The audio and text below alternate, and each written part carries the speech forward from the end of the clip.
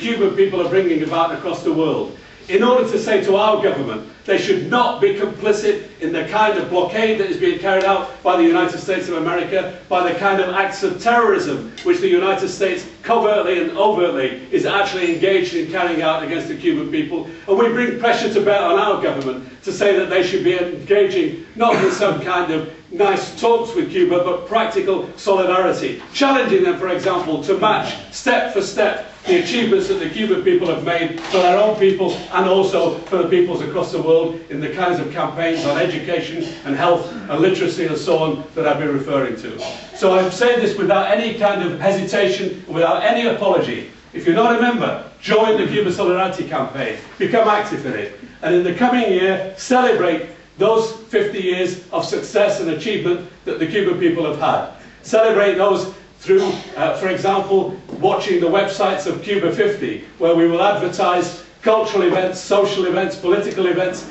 and all kinds of activities which you can become engaged in. I hope you look out for that. I hope, above all, in this coming year, we're also going to continue our campaign for the release of the Miami Five, who this year, tragically, celebrate is the wrong word, actually have to endure the 10th year of their incarceration, and who in my view are being held as political hostages by the United States as a threat to the people of Cuba for their independence and their sovereignty, and to say this is the way we will treat Cuba.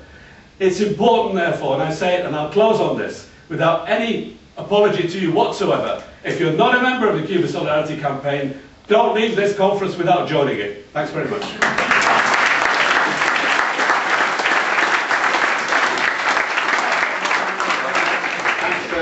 For what is